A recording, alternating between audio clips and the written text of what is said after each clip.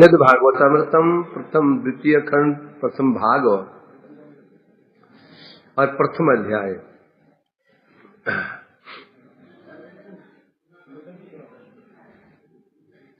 तो इसमें हम श्रवण कर रहे हैं। कल श्रवण किया हम लोगों ने भक्ताग भगवतो ये सकामा स्वेच्छा अखिलान भुंजाना सुख भोगांस्ते विशुद्ध याति तत्पदम। पहले बताया योग मार्ग के लोग, योगी लोग जो होते हैं क्रमशः लोग भोग करते करते ऊपर पहुंचते हैं, अंत में मुक्ति प्राप्त करते हैं।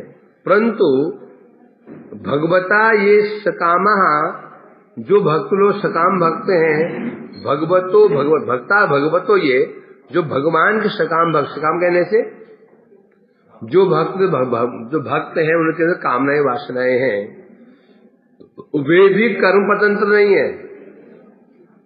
कर्मी लोग कर्म करते हैं, यज्ञ आदि पुण्य कर्म के, स्वर्ग गए, यहाँ तक कि आप ब्रह्म भुवना लोग का उद्भवते अर्जुनो यदि ब्रह्मा यदि ब्रह्म पद भी प्राप्त कर लेता है, यदि कोई ब्रह्म जी के पद भी प्राप्त कर लेता है कर्म के द्वारा, उसको भी जगत में आना होगा। परंतु सकामा जो भक्ता, जो भगवान के भक्त है, सकाम भक्त है, सकाम कहने से कामना वासना उनके अंदर है। स्वेच्छा अखिलान भुंजाना, वे स्वेच्छा से उन कामून भोगों को भोग करके अंत में विशुद्धायान तत्पदम, और अंत में भोग के अंत में भगवान के धाम को प्राप्त कर जाते हैं। अब इसका सामंजस्य कैसे किया जाए, यह बता रहे हैं। जो भगवान के सकाम भक्त हैं, वो भी कर्म परतंत्र नहीं है। कर्म परतंत्र किसे कहते हैं? एक स्वतंत्र, एक कर्म परतंत्र। जो कर्म के अधीन है, कर्म के अधीन कहने से कर्म का फल भोग करना उन्हें पड़ता ही है, बाध्य होते हैं। जैसे कर्म किया वैसे फल भोग करने का, जो भोग करने के लिए बाध्य होते हैं कहते हैं कर्म परतंत्र। तो सामान्य जो देवोपासक होते हैं, वे कर्म फलानुसार स्वर्ग आदि लोग जाते हैं, कर्म नष्ट हुआ फिर जगत में आते हैं। परंतु ऐसे सकाम भक्ति भी कर्म परतंत्र, कर्म का अधीन नहीं होते हैं। अब यहां पर अर्थात वो जो भोग करते हैं वो कैसे होता है? सुख भोगम। और सामान्य उनका भोग सामान्य दुभोग नहीं होता। और भोग काल के समय भगवत भक्ति के प्रभाव से सकाम भक्तगण जब भोग कर रहे होते हैं, भक्ति के प्रभाव से धीरे धीरे क्या होता है? वो वासना को परित्याग कर देते हैं और धाम प्राप्त कर जाते हैं। तो यहां से क्या इसको कैसे समझा जाए? इसको हम अब पूरा प्रोसेस समझेंगे। गुणीभूता भक्ति, प्रधानीभूता भक्ति, या मिश्रा भक्ति, कर्म मिश्रा भक्ति, ज्ञान मिश्रा भक्ति, ये भक्ति प्रधानीभूता है। इसकी क्या विशेषता है? इसमें वो साधक भक्ति ही कर रहा है, भक्ति ही कर रहा है। क्या कर रहा है? कामना वासना जरूर है उसके अंदर, पर भक्ति ही कर रहा है। जैसे ध्रुव जी महाराज गृह त्याग के जब वन में गए थे तो राजपाट चाहिए उनको। वे लोग राजपाट वन में क्यों गए थे? स्थानाभिलाषी तपसी स्थितो हम प्राप्तमान त्वां मुनिन्द्रादि गुह्यम कांचम विचनु लभ रत्नम पितासु स्वामी वरम न्यायाचे। इसमें कहा उन्होंने, तो भगवान के सामने प्रकट हो गए 5 महीने की तपस्या के बाद। भगवान ने कहा वरम पुरुहि वर मांगो। तब कहा था उन्होंने स्थानाभिलाषी तपसी, स्थान अभिलाषी मैं तो राजपाट प्राप्त करने के लिए आपकी तपस्या कर रहा था। क्यों कर रहा था? स्थानाभिलाषी राजपाट प्राप्त करने के लिए मैं तपस्या कर रहा था। परंतु क्या हुआ? प्राप्त मान काम देव मुनिंद्र गुह्यम। परंतु हुआ क्या? आप कौन है? देव मुनिंद्र, देवताओं के लिए, मुनियों के लिए जो गुह्य है वो भी आपको दर्शन नहीं पा सकते हैं। मैंने आपका दर्शन पा लिया। मेरी स्थिति कैसी है? उस व्यक्ति की भांति है, कांचम विचनमन इव लब्ध रत्नम। किसी व्यक्ति के बच्चे, व्यक्ति का जो बच्चा कहे ना, कंचे खेलते ना, कंचा खो गया था, गोलियां कांच की। खोजते खोजते वो आदमी खोज रहा है, बच्चा रो रहा था, खोज रहा था, खोजते उसको ही मणि मिल गई, दिव्य मणि मिल गई। बोले मेरी भी स्थिति ऐसी है।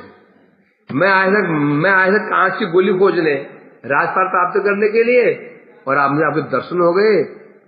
किताब तो उसमें मैं किताब हो गया, वरम ले आते। अब यहां पर कामना वासना थी उनके अंदर, परंतु उनकी क्या विशेषता थी? ध्रुव जी ने केवल भगवान का ही भजन किया। ये देवता, ब्रह्मा, शिव, दुर्गा, शक्ति, ये भजन नहीं किया उन्होंने। कोई कर्म नहीं, कोई ज्ञान नहीं, उन्होंने तपस्या भी नहीं की थी। वो तो केवल मंत्र जप रहे थे, नो भगवते वासुदेवाय। कोई शिव मंत्र नहीं, कोई ब्रह्म मंत्र नहीं, ब्रह्मण देवाय नमः, ओम नमः शिवाय, हिरण्य किलिंग चामुंडाय विच कुछ नहीं कर रहे थे वो ना वो योगासन कर रहे थे, नहीं कर रहे थे, भक्ति ही कर रहे थे। तो ये कह रहे हैं, जो व्यक्ति भगवान का भजन कर रहा है, भगवान का ही भजन कर रहा है, उसमें दान, ध्यान, योग, कर्म, ज्ञान कुछ भी नहीं है। केवल भक्ति कहने से श्रवण कर रहा है, कीर्तन कर रहा है, स्मरण कर रहा है, आदि भक्ति कर रहा है, कामना वासना है। उसकी क्या विशेषता है? वो भक्ति ही कर रहा है, बस कमी क्या है? बस थोड़ी कामना ही है। बस जिस दिन वो कामना दूर हो गई, स्वर्ग कामना, भोग कामना, मुक्ति कामना, जीव कामना दूर हुई, बस भक्त बन गया। और कहां पहुंच गया? भगवत धाम। प्रधानभूत भक्ति की विशेषता है। प्रधानभूत भक्ति शुद्ध भक्ति हो जाएगी, कोई आश्चर्य नहीं होगा। और गुणीभूत भक्ति जो है वो नहीं होगी। प्रधानभूत भक्ति में ये समस्या है कि भक्ति ही कर रहा है, केवल कामना वासना ही है। बस जिस दिन वो समझ गया ये भोग वासना ठीक नहीं है, ये संसार सुख को, मुक्ति सुख ठीक नहीं है, छोड़ दिया, भक्ति हो गई।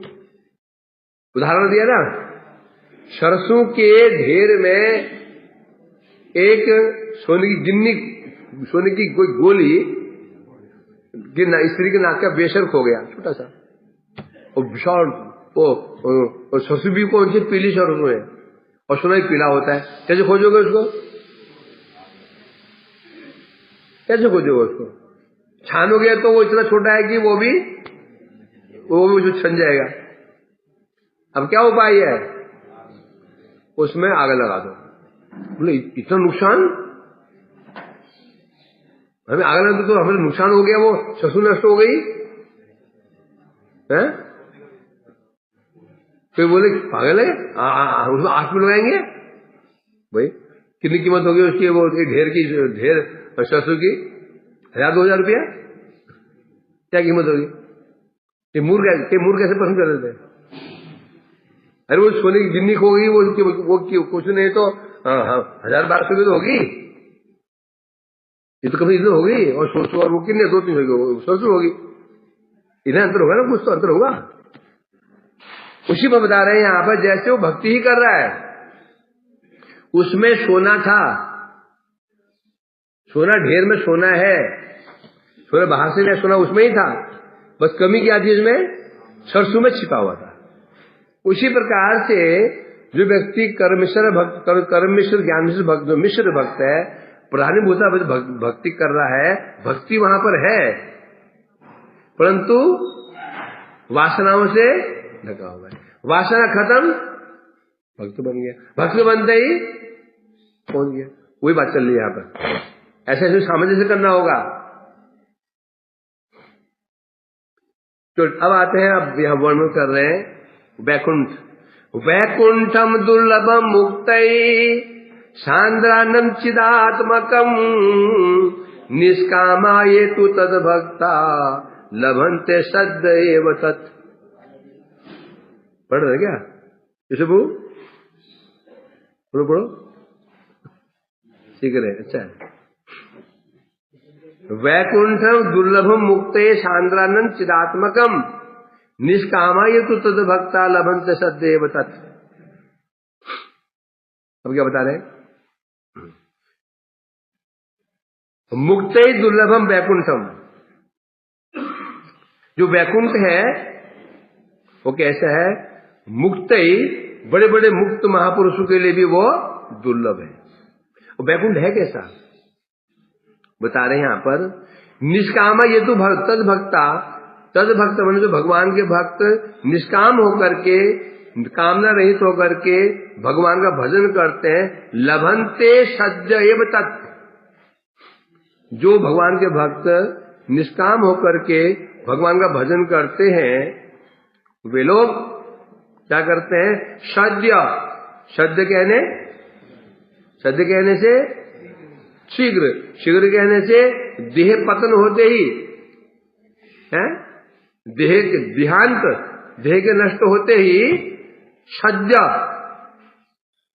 तत्, तत् कहने से वैकुंठम, उस वैकुंठ को प्राप्त कर लेते हैं। और जो वो वैकुंठ कैसा है? सांद्रानंद चिदात्मकम।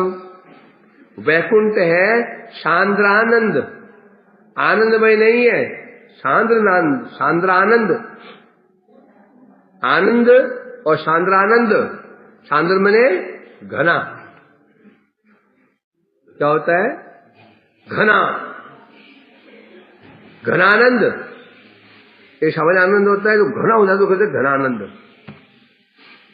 दूध जब पतला दूध होता है, घन हो जाता है, उसे कहते हैं रबड़ी। दूध की घनीभूत अवस्था को रबड़ी कहा जाता है, कहते हैं ना। उसी प्रकार आनंद और घना हो जाता है, उसे घनानंद कहते हैं। तो वैकुंठ कैसा है? वैकुंठ धाम घनानंद, आनंद की प्रचुरता। और वो आनंद भी कैसा है? अब आनंद तो जगत में भी है, परंतु जो जगत में आनंद है, ये जगत में आनंद है, ये आनंद चिदानंद नहीं है, ये जड़ानंद है। जड़ानंद किसे कहते हैं? आज है कल नहीं है। जिसे, और नंबर 2, जिस आनंद का अंत दुखमय हो, जड़ानंद कहते हैं उसको। जिस आनंद का अंत, जैसे कोई आनंद ले लो, उसका जो परिणाम होता है और दुखमयी ही होता है। खाने का आनंद लो, खूब खाओ, दबा कर खाओ, शुगर हो जाएगा, ब्लड प्रेशर हो जाएगा, 10 बीमारी पैदा हो जाती है। तो मैं देखता हूँ, परिक्रमा करता हूँ ना, जो साधु लोग घूमते रहते हैं रोडों में, तो वो मस्त रहते हैं, उनको जुकाम नहीं, खांसी नहीं, सर्दी में वो पड़े रहते कोने में, है मस्त रहते वो, है ना। बच्चे रोडों में घूमते रहे, वो झोपड़पट्टी वाले में कोई टेंशन नहीं, कोई बीमारी है उनको क्यों नहीं होती है? उन्हें खाना जो होता है युक्त आहार है। खाना जो होता है उनका सिंपल होता है, रोटी सब्जी बस। और हम खाने का आनंद लेते हैं, चर्ब चुस्त ले आओ, पिय रसमाई, है ना, लेते हो ना, इसलिए बीमारी भी आ जाती है। आती है कि नहीं आती? अब तो उसको शुगर कैसे होगा? उस महीने में एक बार तो रसगुल्ला, महीने में एक बार तो कभी जलेबी 1 रुपया मिलता है उसको, तो झोड़ बटोर ले, जलेबी मिली, कभी जलेबी मिला, कभी महीने में एक दो कोई दे दिया अच्छा था, शुगर कैसे होगा उसको? हो सकता क्या? तेल बेल खाते नहीं है तो कोलेस्ट्रॉल बढ़ेगा नहीं बढ़ेगा तो शुगर नहीं होगा, हार्ट बीमारी नहीं होगी। तात्पर्य कहने क्या है? सुख, जगत का जो सुख है परिणाम दुखपूर्ण है, इसलिए जो जगत में आनंद है वो आनंद जड़ानंद है। परंतु वैकुंठ का आनंद कैसा है? बोलते हैं क्या? शांद्रानंद चिदात्मकम, और वो आनंद जो है चिदानंद है। वो चिदानंद कहने से जब परिणाम कभी दुखदायी हो ही नहीं सकता, नंबर 2, और जो आनंद कभी समाप्त नहीं हो। जड़ जगत की क्या विशेषता है? जड़ जगत ससीम है, यहां हर चीज की लिमिट है। कि जड़ जगत में हर चीज की एक सीमा है, सीमा पर वो चीज समाप्त हो जाती है, उसके ऊपर नहीं होती। सुख हो दुख हो, दुख की भी सीमा है। एक अवस्था ऐसा आदमी सहन नहीं कर, आदमी मर जाता है। देखो दुख की भी सीमा नहीं है, सीमा ही है। सोचो ना, इधर दुख पड़ा, हार्ट अटैक खत्म हो गया। उस जगत में दुख की भी सीमा नहीं है। सीमा है क्या? वो जो दुख की सीमा है उसकी सीमा नहीं है। दुख मने विरह, बढ़ता जा रहा है, बढ़ता जा रहा है, बढ़ता जा रहा है, जब बढ़ता ही चला जा रहा है। कोई मरता है क्या? सुख की सीमा है क्या? ये जो दोनों की सीमा है। भाई कोई बच्चा मर गया, माँ रोते ज्यादा रोए, अंधे हो जाते हैं, कोई बीमारी आ जाएगी। टेंशन लेते लेते खत्म बीमारी। होता नहीं होता? दुख की भी सीमा है। एक लिमिट में आकर दुख सहन नहीं कर पाता बंदा, वो होते होते मर ही जाता है। और अधिक सुख हो तो सुख भी सहन नहीं होता है। अधिक सुख मिले तो भी मरता है। न सुख सहन होता है न दुख सहन होता है। दुख का परिणाम भी दुख, और सुख का परिणाम दुख ही। ये जड़ जगत की स्थिति है। उस जगत में हर चीज की एक सीमा है। जगत में विचार को कोई चीज लो, सीमा है। उसके बाहर जाकर वस्तु स्वरूप बदल जाता है कि नहीं? ऐसे है कि नहीं? पानी को ले लो, एक सीमा तो गर्म होता है, उसके ऊपर फिर वो उड़ जाता है। पानी गर्म करोगे, एक सीमा तो गर्म होता है, सीमा पार होते ही जली खत्म, पतीला खाली। बल्कि क्या बिल्ली पी गई, पानी गायब हो गया। तो कैसे हुआ? नहान के पानी गर्म कर रहे थे, सीमा थी उसकी, सीमा पार कर दी, पानी खत्म है। ठंडा पड़ा, पानी ठंडा हुआ, एक सीमा ऐसे आई, वो जली खत्म, वो जम गया, वो बर्फ बन गया, स्वरूप बदल गया। विचार प्रत्येक चीज की लिमिट है ना? मन की लिमिट है, मन सोच सकते हो, है ना? यहां तक की इच्छा है, हम सोचते बहुत इच्छाएं कर रहे हैं हम लोग। इच्छा की लिमिट है। इच्छा करते हैं ना, बड़े इच्छा करने बहादुर बनते हैं। सामने जो आ जाए इच्छा कर लो, क्या कर लोगे? क्या इच्छा करते हो? हमारी इच्छा भी, हमें इच्छा करने भी नहीं आता, करिए हमारी है। भोगी बनना चाहते हैं, भोग की भी सीमा है, एक लिमिट में भोग नहीं कर सकते। भोग करने जाओगे एक सीमा ऐसे आ जाती है, फिर भोग करने की उसमें इच्छा घृणा आ जाती है, उसमें घृणा आ जाती है। कोई चीज देख लो, जगत ऐसे ही है। तो वैकुंठ जगत क्या है? वहां सीमा नहीं है, न विरह की सीमा है न आनंद की सीमा। आनंद बढ़ता चला जाए, किसी को हार्ट अटैक नहीं पड़ेगा, हाय ऐसा हो गया खत्म है। बोलते हार्ट के पेशेंट हो, भैया इसको ध्यान रखना, कोई खुशबरी खबर भी इसको जल्दी नहीं सुनाना, हार्ट बीट तेज हो जाएगा, इसका छुट्टी हो जाएगी इसकी। और दुबरी खबर भी धीरे से सुनाना इसको, हार्ट हो जाएगा। ये हम ये जगत की स्थिति है। इसलिए कहते हैं वैकुंठ कैसा है? आनंद कैसा? शांद्रानंद, और उस पर भी चिदात्मकम। वो जो आनंद है चेतन स्वरूप है, जड़ स्वरूप नहीं है। चेतन मतलब क्या होता है? नित्य बढ़ता ही जाएगा, बढ़ता ही जाएगा, बढ़ता ही जाएगा, कोई शेष नहीं होगा। और विशेष बात क्या है, वो जो वैकुंठ है मुक्तै दुर्लभम, मुक्तै दुर्लभम, मुक्तों के लिए दुर्लभ, जो मुक्ति प्राप्त कर चुके हैं, निर्विशेष मुक्ति, निर्विशेष ज्ञान का अवलंबन करके जो सायुज्य कैवल्य प्राप्त कर चुके हैं, उनके लिए भी दुर्लभ है ऐसा वैकुंठ सुख। टीका में कह रहे हैं, मूल श्लोक में तत् शब्द का उपयोग है। तत् कहने से, तत् मतलब यहां पर क्या है, लभन्ते सदैव तत्, निष्कामा यदु भक्ता, जो भगवान के निष्काम भक्त हैं, सद्य तुरंत तत्, तत् एव लभन्तेव तत्, तत् को प्राप्त कर लेते हैं। और तत् शब्द का अर्थ यहां बता रहे हैं, तत् किसको कहा गया है, तत् से यहां वैकुंठ को निर्दिष्ट किया गया है, लक्षित किया गया है। लक्षण का है,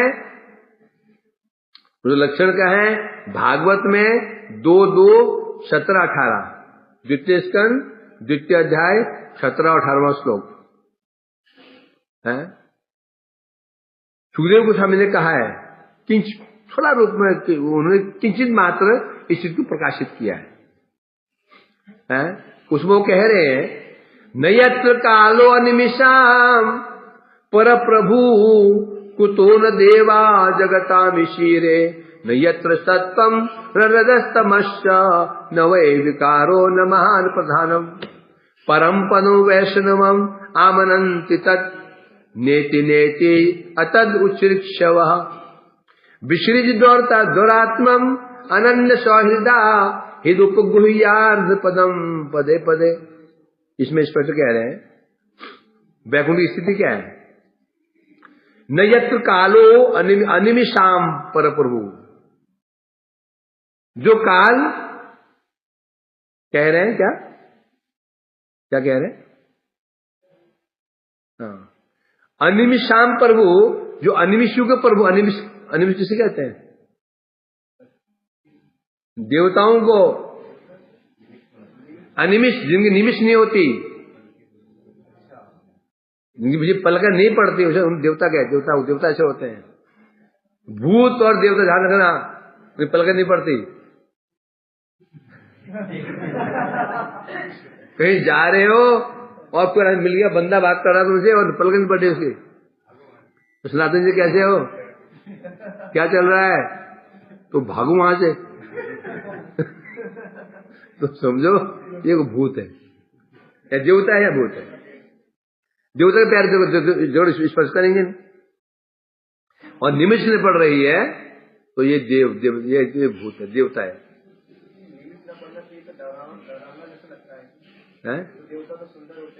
मछली पल के पड़ती है, मछली पल पड़ती, मछली की पल के पड़ती है, पर तो क्या सुंदर नहीं लगती हो। हम सोच रहे हैं पलकना पड़े तो सुंदर लगेगा, हमारे अनुसार ना, समझा क्या नहीं, हम सोच रहे हैं बड़ा ड्रामा लग जाएगा, हम सोच रहे हैं ऐसा है। इसलिए कह रहे हैं यहां पर, तो नयत्र कालो अनिमिषाम प्रभु, काल कौन है, अनिमिषांग प्रभु, अनिमिष कहने से देवता, अर्थात वो वैकुंठ स्थान कैसा है, देवताओं के प्रभु स्वयं काल भी अपना प्रभुत्व विस्तार नहीं कर पाते हैं। उस वैकुंठ में जो देवताओं के भी प्रभु काल, अर्थात देवता लाख अजर अमर हो सकते हैं, काल के अधीन है। देवता काल के अधीन है, कैसे काल के अधीन है भाई, ब्रह्मा जी भी काल के अधीन है, उनको 100 वर्ष के बाद आना पड़ेगा, काल के अधीन। इंद्र भी काल के अधीन, चंद्र भी काल के अधीन, सबको काल के अनुसार ही पद प्राप्त हुआ है।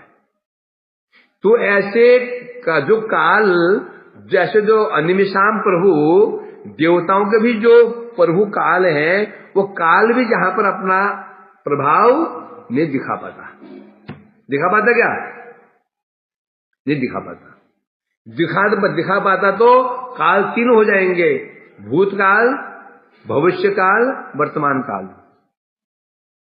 काल के 3 विभाग हैं, भूत, भविष्य और वर्तमान। और भूत भविष्य वर्तमान होगा, उसका लक्षण क्या है? वहां क्या होगा? जन्म, वृद्धि, स्थिति, परिणाम, क्षय और विनाश। ये 6 लक्षण है काल का। या काल होगा, काल के 6 लक्षण है। क्योंकि वस्तु को कैसे पहचानते हैं? लक्षण से पहचानते हैं। कौन काल के अधीन, कौन काल के अधीन नहीं है, ये जगत काल के अधीन है कि नहीं है? लक्षण से। 6 लक्षण है तो जगत काल के अधीन है। जन्म होगा, वृद्धि होगी, स्थिति हो जाएगी, परिणाम होगा, क्षय होगा, विनाश हो जाएगा। जगत में सब ऐसा ही है। कोई वस्तु दे दो, जगत जिन्हें जड़, जगत में जड़ चेतन वस्तु सब ऐसे ही। मनुष्य, पशु, कीड़े मकोड़े, ये जो चेतन वस्तु है, जड़ वस्तु कहते हैं, पेड़ पौधे, ये मकान सब क्या है? ये सब काल सापेक्ष। वैकुंठ में नहीं है। वैकुंठ में सदा वर्तमान काल विद्यमान रहता है। वहां पर ना भूत नहीं होता और भविष्य भी नहीं होता। तो सिद्ध हो गया वह काल का प्रभाव नहीं है। तो जहां बता रहे हैं, जब वहां काल का जब प्रभाव, वहां पर काल भी अपने प्रभाव वहां नहीं दिखा पा रहा है, तो स्थान कैसा है? कुतो देवा जगता मिश्रे। अब बता रहे हैं, देवताओं को भी जो ईश्वर काल है, जो अपना प्रभाव वहां नहीं दिखा पा रहा है, तो काल के अधीन देवता लोग वहां पर प्रभाव कैसे दिखा पाएंगे? जब काल जो देवताओं का प्रभु है, अपना प्रभाव वो वहां नहीं दिखा पा रहा है, तो फिर काल के अधीन जो देवता है अपना प्रभाव कैसे दिखा पाएंगे? इसलिए कहा ना, न तो भाषित सूर्यो न शशांको न पावक। क्या कहा? न तो भाषित सूर्यो, वहां सूर्य में प्रभाव दिखा नहीं पाता। सूर्य चला भी गया तो अपना सूर्य खो बैठेगा। दिन के समय सूर्य उदित हो, दीपक अपना प्रभाव नहीं दिखा सकता। कैंडल जला दो, लगता कैंडल बुझी हुई है। 12 बजे में धूप निकली और वहां कैंडल जला दो, तो कैंडल जल्दी दिखाई मिलेगी? जब जल रही है वो, उसका अस्तित्व खत्म। ऐसा है कि नहीं है? न तो भाषित सूर्यो न शशांको न पावक। जहां पर सूर्य प्रकाशित नहीं कर सकता, चंद्र सुशीतल नहीं कर सकता है, जहां पावक अग्नि जो प्रकाशित नहीं कर सकती, तद धाम पर कहां गए? किधर कहा गया? सिद्ध हो गया। तो यहां कैसे कह रहे, यहां पर वो जो स्थान है कैसा है? कैसा है? न यत्र सत्वम न रजस्तमश्च न वै विकारो न महान प्रधानम। न यत्र सत्वम, वहां सत्वगुण भी नहीं है। रजस्तमश्च, रजो और तमोगुण भी नहीं है। रजोगुण, तमोगुण, सत्वगुण इनका विकार ही नहीं है। न तमोगुण का विकार है, न रजोगुण का विकार है, न सत्वगुण का विकार है। जगत में है। रजोगुण का विकार क्या है? उत्पत्ति। रजोगुण का विकार क्या है? लोभ। तमोगुण का विकार क्या है? प्रमाद, आलस्य, प्रमाद। है कि नहीं? उस जगत में ना तो जन्म है, ना लोभ है, ना आलस्य प्रमाद है। लोभ तो है, क्यों लोभ नहीं है? भगवान की इच्छा प्राप्त, इच्छा की सेवा करने की इच्छा, इसको लोभ नहीं कहते हैं। भक्ति इच्छा नहीं होती। भक्त वहां भक्ति की इच्छा होती है, भगवान की सेवा करने की बड़ी इच्छा होती है। इच्छा बढ़ती जा रही है, बढ़ती जा रही है, बढ़ती जा रही है, तो लोभ तो है। इसको लोभ नहीं कहते। लोभ ये कहते हैं अपने स्वार्थ के लिए, वहां के प्रभु को सुख देने की कृष्ण इंद्रिया प्रतिवांछा, ये प्रेम का लक्षण है। कोई बोल दे ये तो भैया ये तो गड़बड़ है। गड़बड़ क्यों है? प्रेम, ये प्रेम का लक्षण है। कृष्ण प्रतिवांछा है। प्रेम है, काम नहीं है। जगत में जो प्रेम प्रेम समझे बैठे हैं जगत में, वो प्रेम है ही नहीं, वो क्या है? काम है। ये प्रतिमांसा धरे काम नाम, जगत में ऐसा ही है। तो इसलिए इसे कहा जा रहा है यहां पर, तो रजोगुण भी नहीं है, तो मोगुण में ही नहीं है, शुद्धगुण भी नहीं है। यहां तक कि महतत्व या प्रकृति, जो प्रकृति है सबका मूल प्रकृति है कि नहीं? प्रकृति से महतत्व, फिर अहंकार, फिर तत्व। तो जब वहां यहां तक कि जो मूल प्रकृति भी अपने प्रभाव, प्रकृति माया, प्रकृति के लिए माया, माया भी अपना प्रभाव वहां पर नहीं दिखा सकती है। यहां तक कि क्या बता रहे हैं?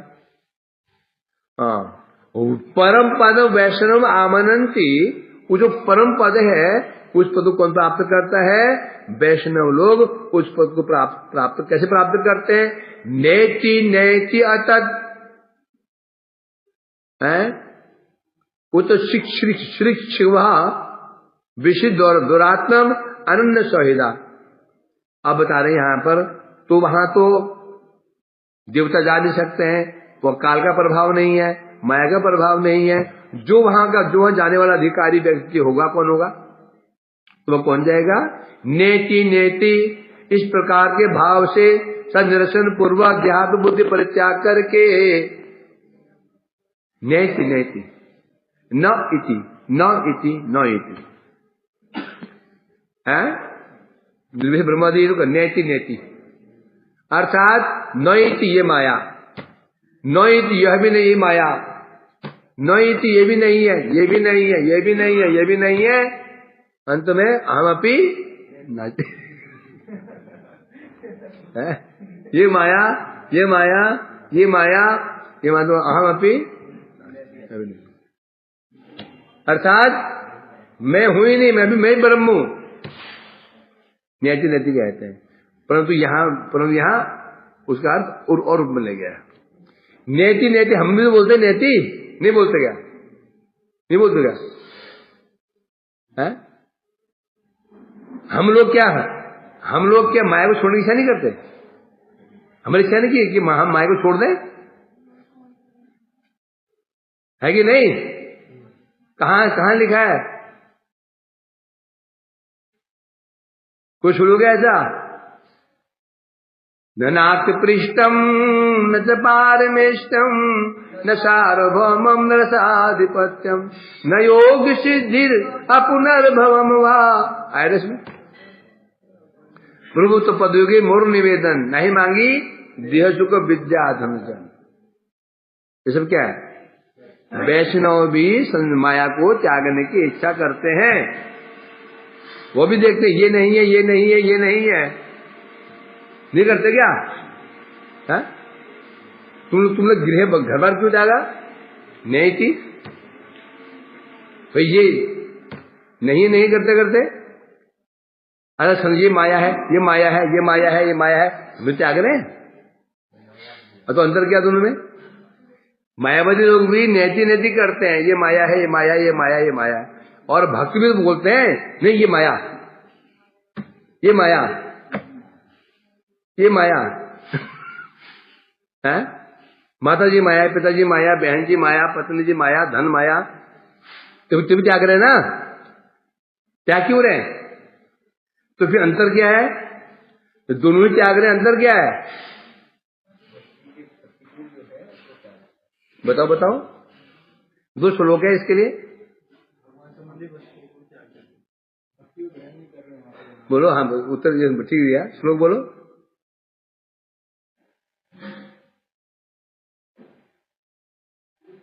युक्तम वैराग्यम फल्गु, यह कुछ नहीं है?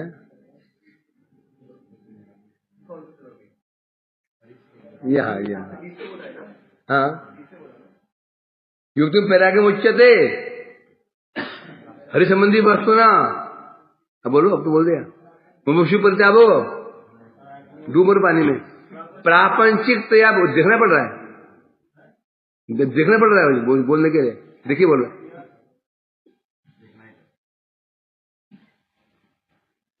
हद हो गई। प्रापंचिकता बुद्धि श्लोक है कि नहीं? इसमें क्या बताया गया? और युक्त वर्ग क्या है?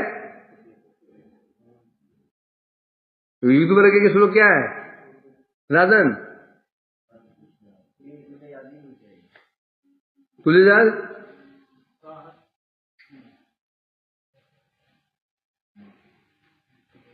युक्त वर्ग क्या है?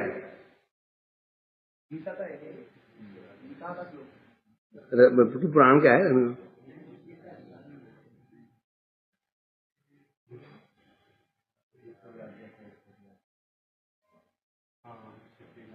हाँ बोलो। पहले प्रापंचिक बुद्धिया, प्रापंचिक या बुद्धि मन होता है प्रापंचिक बुद्धि से हरि संबंधी वस्तु परित्याग कर देता है, उसे कहते हैं क्या? वो फल्गु वैराग्य। युक्त वैराग्य क्या है? अनासक्त विषयान यदारो अपयुंजतः निर्बंध कृष्ण संबंधे। दो श्लोक याद तो किए थे? तो याद किए थे कोई? स्पष्ट हो गया। दोनों नेति कर रहे हैं। हम ही नेति कर रहे हैं। नहीं थी कर रहे क्या? न नागे पृष्ठम स्वर्ग नीचे नेति हो गया, न पारमेष्टम ब्रह्मपद नेति हो गया, फिर निरोगी सिद्धि नीचे ये नीचे हो गया। नीचे मिल गया न, नहीं चाहिए न, ये नहीं है। ये नहीं मतलब क्यों बोल रहे हैं? ये नहीं मतलब ये आदमी से आत्मकल्याण नहीं होगा। अंतर क्या है? अंतर ये है जो वैष्णव क्या करते हैं? अनासक्त से विषयान यथा अरहम उपयुंजता। वैष्णव क्या करते हैं? विषय भोग करते हैं अनासक्त होकर के जितनी आवश्यकता है। सपूर्ण क्या करें? निर्बंध कृष्ण संबंध जो कृष्ण संबंधी वस्तुएं हैं उनको ग्रहण करते हैं, परंतु मायावादी ज्ञानी क्या करते हैं? प्राप्त पंचीकृत बुद्धि हरि संबंधी वस्तु ना। वैष्णव लोग हरि संबंधी वस्तु का आदर करते हैं। हरि संबंधी वस्तु यदि माता पिता भी हरि संबंधी वस्तु है उनका आदर करेंगे, उनका त्याग नहीं करेंगे। जिन हरि संबंधी वस्तु में है, वैष्णव हरि संबंधी वस्तु में उन्हें परित्याग नहीं करेंगे। परंतु मायावादी का क्या सिस्टम है? जितनी वस्तु में, जितनी नामवान वस्तु में, रूपवान वस्तु है, गुणवान वस्तु है, क्रियवान वस्तु, शक्तिमान वस्तु है, सब माया, सब माया। अतः नहीं थी। विग्रह है, आकारवान है, नामवान है, नहीं थी है। सब जो दिख रही है वस्तु है, तुलसी है, नहीं थी दिख रही है, पौधा है। तीर्थ है, धाम इत्यादि, ये नहीं थी। गुरु है, ये भी नहीं थी। वो गुरु थोड़ा मानते हो, ये होता अंत में, अर्थात बस मैं ही बस हो गया। अंत में अहम नास्ति, मैं ब्रह्म हूं, मैं भी नहीं हूं। अंत मैं भी नहीं हूं, मैं भी मैं कौन हूं? ब्रह्म। ये अंतर पड़ रहा है। मायावादी भगवत संबंधी वस्तु को भी परित्याग कर देते हैं माया जान करके, और भक्त माया को त्यागते हैं, भगवत संबंधी वस्तु को नहीं त्यागते हैं। ये अंतर है। भगवत संबंधी वस्तु कहने से गुरु, वैष्णव, भक्ति, नाम, धाम, तुलसी, विग्रह, तीर्थ इत्यादि उन्हें त्यागते हैं। सही हरि संबंधी वस्तु है। ये अंतर दोनों में। तो इसलिए कह रहे हैं यहां पर, अर्थात यहां भाव क्या है? नेति मतलब ये हो गया जो वैकुंठ जाने का अधिकारी के लक्षण क्या है? अर्थात नेति अर्थात देह आदि मतलब देह और दैहिक आत्मबुद्धि परित्याग कर देते हैं। देह में आत्मबुद्धि, मैं शरीर हूं, देहात्म बुद्धि है नहीं, इसे लक्षण कैसे होगा वैभव? देहात्म बुद्धि है, इसके लक्षण बताओ कैसे? जिसमें देहात्म बुद्धि है नहीं, कैसे पता चलेगा? नहीं मारा थप्पड़, बता। मैं थप्पड़ नहीं मारा हूँ, बता तू देहात्म बुद्धि ऐसा है?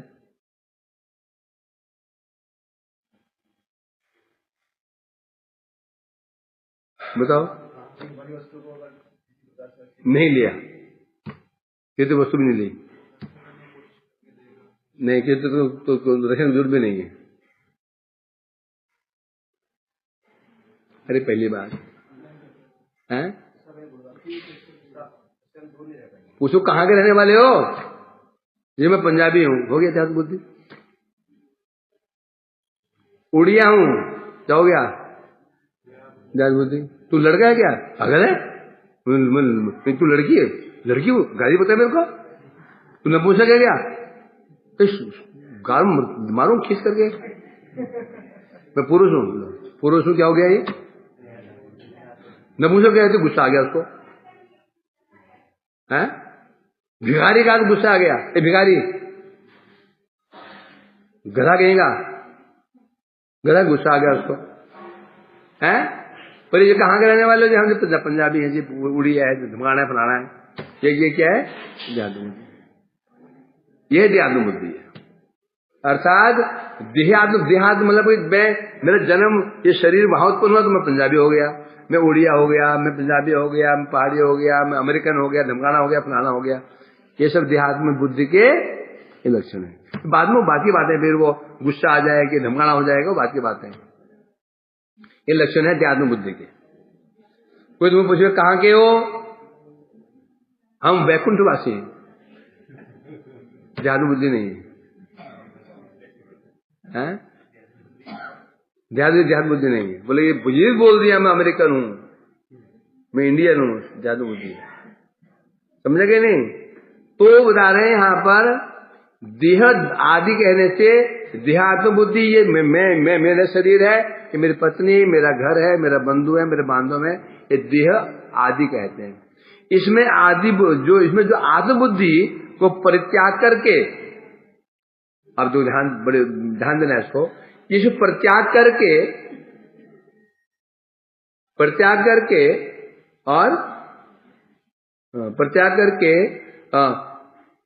विष्णु के परम हृदय में धारण करते हैं।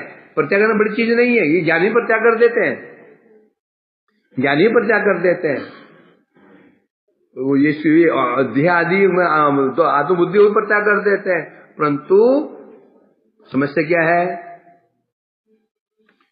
समस्या ये है, जीव का एक स्वरूप है, और स्वरूप एक स्वरूप है, स्वरूप है तो कहीं निवासी तो होगा ना, है? एक व्यक्ति को मैं इसमें एग्जाम्पल देता हूं। क्या दो व्यक्ति जेल में गए हैं, कारावास हुआ दोनों को, दोनों मुक्त हुए। एक मुक्त हुआ तो बाहर उसके माता पिता पत्नी बच्चे बैंड बाजा बजा करके माला लेकर लेने के लाए उसको, हुआ, घर गया मजे में। दूसरा बाहर कोई नहीं, मोहल्ले में गया, घर बिक गया, कोई अता पता नहीं, कहां पत्नी कहां बच्चे, कोई अता पता नहीं उसका। मुक्त कौन हुआ? जैसे मुक्त कौन हुआ? ये क्या सोचेगा, जेल में अच्छा था, कोई बंधु बांधव बन गए थे, थोड़ा बहुत क्या खाऊं क्या कमाऊं है ना? तो ये अर्थात देहात्म बुद्धि दूर होना बड़ी बात नहीं है। आत्मबुद्धि इसमें आत्मबुद्धि नहीं है। क्यों नहीं है? तो ये कैसे हो सकता है जीव की आत्मबुद्धि खत्म हो जाए? आत्मबुद्धि खत्म हो गई, यही है जड़ता, जड़ अवस्था आ जाएगी, आत्मबुद्धि खत्म हो ही नहीं सकती। आत्मबुद्धि खत्म कैसे हो जाएगी? परंतु होना क्या चाहिए, जो अभी विकृत अवस्था है, हम देह में आत्मबुद्धि कर रखे हैं, जो कि है नहीं, वास्तव में जो हमारे अपने हैं, देह मेरा नहीं है, देह मेरे नहीं है, यहां आत्मबुद्धि कर रहे हैं, जो असली जो आत्मबुद्धि हमारी क्या होनी चाहिए, मैं भगवान का, भगवान मेरे, ये आत्मबुद्धि होनी चाहिए। केवल संसार से देहात्म बुद्धि हटने से ही वैकुंठ जाने का अधिकार प्राप्त नहीं हो जाता। जड़ीय अहंता ममता, जड़ीय अहंता और ममता, अहंता मतलब मैंपना, ममता माने मेरापना, मैंपना मेरापना, ये पना क्या होता है? मैंपना और मेरापना, जहां पना वो जहां पनाह है, क्या जिक्र क्या है ये भविष्य की सोच क्या है? जहां पनाह कर क्या है? जहां के पनाहगार है, अब मालिक है, राजा है ना, तो यहां पनाह नहीं है, मैं पना और मेरा पना। मैं पना क्या है? मैं इस पुरुष हूं, मैं बालक हूं, मैं पंडित हूं, मैं विद्वान हूं, मैं डॉक्टर, मैं पना, मेरा पना, मेरा पना, ये मेरा घर है, ये मेरे बच्चे हैं, ये मेरा पना कहते हैं। तो मैं पना मेरा पना ये जो है अशुद्ध है। अब जीव एक चेतन वस्तु है, ये कभी नहीं बोलेगा मैं कांसर बजाने और डंडा हूं, कांसर मेरा भाई है, पीड़ता हूं उसको मैं, वो बोलेगा भी जड़ वस्तु। जब जीव चेतन वस्तु है तो मैं अपना, मैं अहंता ममता दूर, अहंता ममता कैसे नष्ट हो जाएगी? हो सकती क्या? नहीं हो सकती। हो गई तो समझो ये जड़ बन गया। तो यहां कह रहे हैं होना क्या चाहिए? जो नकली अहंता ममता है वो दूर हो जाए, असली जो वास्तविक जो स्वरूपगत अहंता ममता है वो आ जाए, तो वैकुंठ जाएगा, तो वैकुंठ जाएगा। क्या अहंता है? मैं भगवान का दास हूं, ममता, ममने मेरे, भगवान मेरे प्रभु हैं, ये कहते हैं यहां पर हैं। तब जाकर के ऐसे व्यक्ति ही उस विष्णु के परम पद को मतलब वहां वैकुंठ को जा सकते हैं। श्रीमद् भागवत में भी कहा गया, द्वितीय स्कंद 9वां अध्याय और 2 श्लोक 9 और 10, 9 श्लोक 9 नंबर 10वें श्लोक में ये तब की बात है जब सृष्टि के प्रारंभ में, जब प्रभु की सृष्टि करने की इच्छा हुई, पृथ्वी जलमग्न थी, उस समय फिर भगवान ने ब्रह्मा जी कमल से ब्रह्मा जी प्रकट हुए, उन्हें तपस्या की, भगवान प्रसन्न हुए, उनको दर्शन दिया था, जो ज्ञान दिया था, उसी बात है। तो भगवान यहां कह रहे हैं उस समय क्या हुआ था? 2 2 2 2 2 9 कहां गया? 2 2 9 2 2 9 ये तस्मै श्लोकम भगवान सभाजिता संदर्शयामास परम न यत् परम व्यपेशं क्लेश विमोह साध्वसम सदृष्टवद भी पुरुषे अभिष्टुतम परवर्तते यत्र जस्तमय समस्तयो सत्वं च मिश्रं न च काल विक्रम यत्र माया किमुता परे हरे अनुव्रता यत सुरासुरार्चिता। वहां पर ब्रह्मा जी ने भगवान को उस समय क्या कह रहे हैं? क्या कहते हैं? भगवान ने प्रसन्न होकर के तस्मै श्लोकम भगवान सभाजिता, भगवान उस समय अपने लोक का संदर्शयामास, परम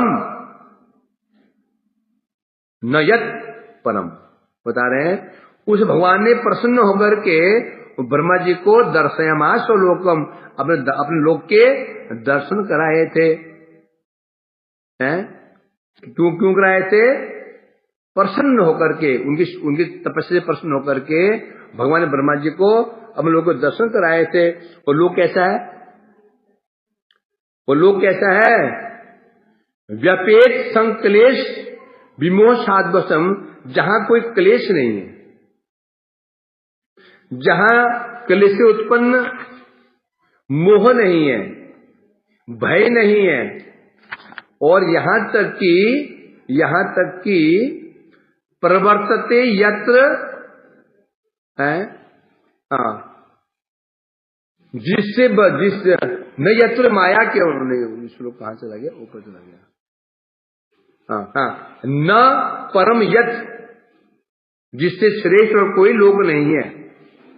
भगवान ने जो लोक का दर्शन करा, लोक का दर्शन, लोक कैसा है बता रहे हैं, जहां कोई क्लेश नहीं है, क्लेश से उत्पन्न मोह नहीं है, शोक नहीं है, जिस स्थान से बढ़कर श्रेष्ठ स्थान कोई नहीं है, और विशेष रूप से उसे प्राप्त करने की इच्छा कौन करता है? कौन इच्छा करता है? बोलते हैं स्वदृष्टवद भी पुरुषे अभिष्टुतम, बड़े बड़े लोग भी जिनकी अभिष्टुतम उसे प्राप्त करने की इच्छा करते हैं। कौन इच्छा करते हैं? कौन? पुण्यमान आत्मविदगण, जो आत्म तत्ववेत्ता होते हैं, वो उस धाम को प्राप्त करने की इच्छा करते हैं, और विशेष रूप से उस धाम, उस वैकुंठ धाम में रजोगुण तमोगुण नहीं है, सतुगुण तो होगा है, परंतु सतुगुण दो प्रकार होता है, एक मिश्र सत्व, एक शुद्ध सत्व। मिश्र सत्व क्या होता है वैभव? मिश्र सत्व क्या होता है?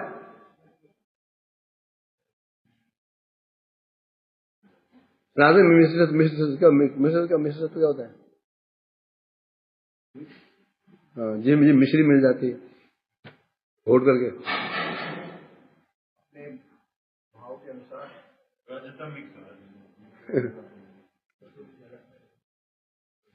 ऐसे मूर्ख है।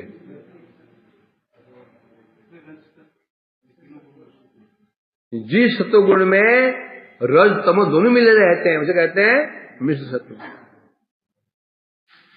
लिख के दायरे भरे जा रहा है और सामान्य उत्तर नहीं दे पाता, सामान्य उत्तर। और ये डायरी कितने डायरी हो? मोटर लाए हो कितने का? 90 रुपये डायरी। 90 का क्या है? 90 का क्या वो? और पेन कितने का है? 15 पेन है, 100 रुपया। अभी कम से कम ये 10 डायरी भर चुका है, 900 रुपये डायरी, और 10 पेन खत्म कर चुका होगा। पर किसके लिए भर रहा है? शिष्यों के लिए भर रहा होगा। शिष्यों, मैं भजन तल्लीन हूं, आप ये पढ़ लो, एक नोट्स हैं निकाल लो, है ना? वैसे ये दोनों लोग हम करके हैं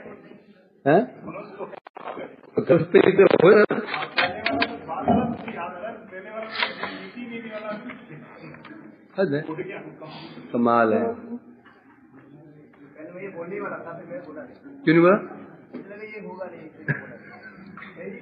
अच्छा, सोचा नहीं हुआ अपान हो जाएगा। हरे कृष्ण हरे